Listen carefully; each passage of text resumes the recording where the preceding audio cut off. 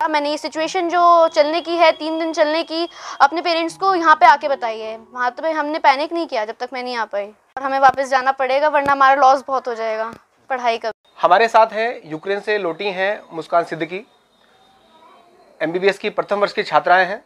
उनसे आज हम बात करेंगे उनके संघर्ष की कहानी, वो कैसे यहाँ तक पहुँची हैं। मैं यूक्रेन गई थी और मेरा फर्स्ट ईयर है यूक्रेन में, MBBS का था। और मैं पोल्टावा इस सिटी में रहती थी यूक्रेन में। पोल्टावा स्टेट मेडिकल यूनिवर्सिटी मेरी यूनिवर्सिटी है, और ये करीब पड़ता है खारकीव के पास पड़ता है। खारकीव में काफ़ी हमला हुआ था बहुत ज़्यादा, और वहाँ पे यूनिवर्सिटी भी डिस्ट्रॉय कर दी है। खारकीव मेडिकल यूनिवर्सिटी डिस्ट्रॉय कर दी है, और वहाँ ज़्यादा सिचुएशन ख़राब थी। हमारी साइड भी वो होने वाला था। जब हम निकले तब वहाँ पे फायरिंग स्टार्ट हो गई थी। वहाँ पे एक एरिया है लिवाडा, वहाँ पे फायरिंग स्टार्ट हो गई थी।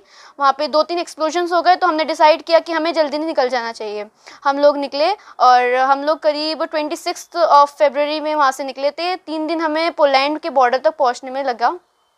पोलैंड का बॉर्डर तक पहुंचने में, वहाँ से पोलैंड बॉर्डर से 25 किलोमीटर दूर हमें पुलिस ने उतरवा दिया था कि अब यहाँ से आप सब पैदल जाएंगे। और हमारे पास करीब कुछ नहीं था। हम लोगों ने बिस्किट्स चिप्स वगैरह में 3 दिन हमने वहीं पे गुजारे हैं। चलते चलते बिस्किट्स चिप्स वगैरह, हमारे पास खाने का कुछ नहीं था। हम लोग ऐसे ऐसे चलते गए। हम लोग 25 किलोमीटर दूर तक चले पोलैंड के बॉर्डर पे। पोलैंड बॉर्डर पे पहुँचने के बाद वहाँ बहुत भीड़ थी, बहुत ज़्यादा भीड़ थी। वहाँ पे बहुत ठंड हो रही थी, -15 -16 सेल्सियस वहाँ का टेम्परेचर था।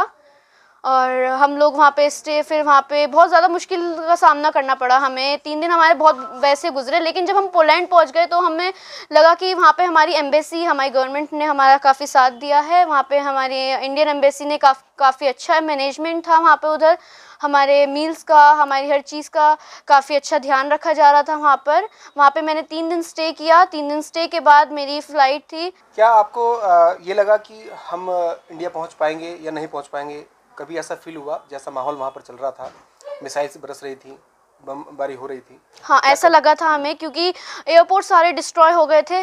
और मतलब कीव का एयरपोर्ट और इवानो का एयरपोर्ट डिस्ट्रॉय हो गया था। हमें लग नहीं रहा था कि हम अपने घर पहुँच पाएंगे। और मेरे कुछ फ्रेंड्स की फ़्लाइटें थी, 26 की फ़्लाइट थी, बट उनकी कैंसिल हो गई क्योंकि एयरपोर्ट ही नहीं था। हमें लग नहीं रहा था, हमें लगा था हम यहीं फंस जाएंगे। हमें लग नहीं रहा था कि हम अपने घर तक पहुँच पाएंगे। परिवार की तरफ से आपको क्या बातचीत आपकी चल रही थी? कितने घंटे में या कब तक आप जो है अपडेट देते रहे? एक्चुअली मैंने अपने पेरेंट्स को पैनिक नहीं करा। मेरी बात चल रही थी, लेकिन मैंने बोला कि I am okay, I am all right. मैंने किसी को पैनिक नहीं करा। मैंने ये सिचुएशन जो चलने की है 3 दिन चलने की, अपने पेरेंट्स को यहाँ पे आके बताई है। वहाँ पे हमने पैनिक नहीं किया जब तक मैं नहीं आ पाई। परिवार वालों की तरफ से वो लगातार न्यूज़ देख रहे थे जी, वो पैनिक हो रहे थे। वो सिचुएशन देख के बार बार पूछ रहे थे कि वहाँ पे सब सही है, ये है। और वहाँ पे काफ़ी पेरेंट्स मेरे परेशान हो रहे थे, बहुत ज़्यादा हो रहे थे। हमें भी लग नहीं रहा था कि हम लोग ऐसे निकल पाएंगे इतने बॉम्ब एक्सप्लोजन्स में। रातों को कर्फ्यू लगते थे, सायरन बज जाता था, हर 2-2 मिनट बाद सायरन बजता था। अलर्टनेस थी सायरन से कि मतलब घर से निकलना, हमें घर से निकलने नहीं दे रहे थे, कहीं से बाहर नहीं जाने दे रहे थे। 24 फरवरी में सुबह हमला हुआ था जी रूस का। उसके बाद क्या ये भी था कि रात में अंधेरा होता था, उसमें आप लाइट नहीं जला सकते थे? ऐसा था कि हम अपने लाइट, हाँ, 6 बजे के बाद, इवनिंग 6 बजे के बाद हम लोग लाइट नहीं जला सकते थे। पूरा अंधेरा करना था हमें। मोबाइल वगैरह, एक फ्लैश लाइट भी नहीं ऑन करनी देनी थी। अब हालात सामान्य होंगे तो क्या वापस जाने का क्या विचार है? जी, हम वापस जाएंगे। और अभी तो खैर हमारी यूनिवर्सिटी ऑनलाइन दे रही है, और हमें वापस जाना पड़ेगा वरना हमारा लॉस बहुत हो जाएगा पढ़ाई का। YouTube ऐप पर बेल आइकन दबाएं और iNext लाइव के कोई भी वीडियो मिस ना करें।